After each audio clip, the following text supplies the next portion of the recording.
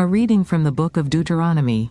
Renewal of the covenant. These are the terms of the covenant the Lord commanded Moses to make with the Israelites in Moab, in addition to the covenant he had made with them at Horeb. Moses summoned all the Israelites and said to them, "Your eyes have seen all that the Lord did in Egypt to Pharaoh, to all his officials and to all his land. With your own eyes you saw those great trials, those signs and great wonders. But to this day the Lord has not given you a mind that understands or eyes that see or ears that hear. Yet the Lord says, during the 40 years that I led you through the wilderness, your clothes did not wear out, nor did the sandals on your feet. You ate no bread and drank no wine or other fermented drink. I did this so that you might know that I am the Lord your God. When you reached this place, Sihon king of Heshbon and Og king of Bashan came out to fight against us, but we defeated them. We took their land and gave it as an inheritance to the Reubenites, the Gadites and the half-tribe of Manasseh. Carefully follow the terms of this covenant, so that you may prosper in everything you do. All of you are standing today in the presence of the Lord your God, your leaders and chief men, your elders and officials, and all the other men of Israel, together with your children and your wives, and the foreigners living in your camps who chop your wood and carry your water. You are standing here in order to enter into a covenant with the Lord your God, a covenant the Lord is making with you this day and sealing with an oath. To confirm you this day as his people, that he may be your God as he promised you and as he swore to your fathers, Abraham, Isaac and Jacob. I am making this covenant, with its oath, not only with you, who are standing here with us today in the presence of the Lord our God, but also with those who are not here today.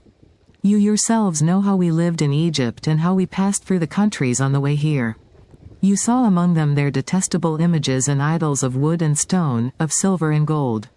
Make sure there is no man or woman, clan or tribe among you today whose heart turns away from the Lord our God to go and worship the gods of those nations.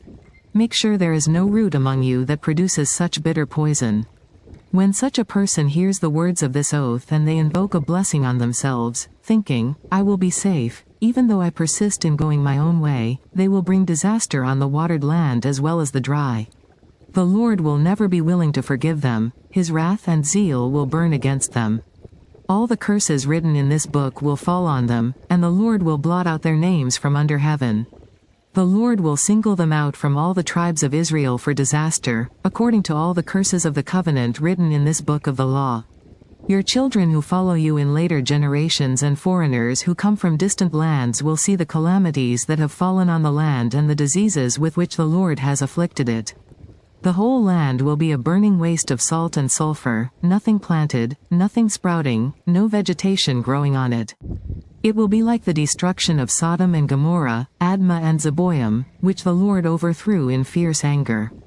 All the nations will ask, why has the Lord done this to this land? Why this fierce, burning anger? And the answer will be, it is because this people abandoned the covenant of the Lord, the God of their ancestors, the covenant he made with them when he brought them out of Egypt.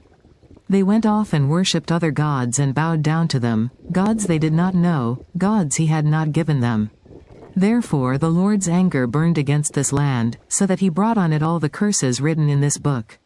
In furious anger and in great wrath the Lord uprooted them from their land and thrust them into another land, as it is now. The secret things belong to the Lord our God, but the things revealed belong to us and to our children forever, that we may follow all the words of this law. The word of the Lord.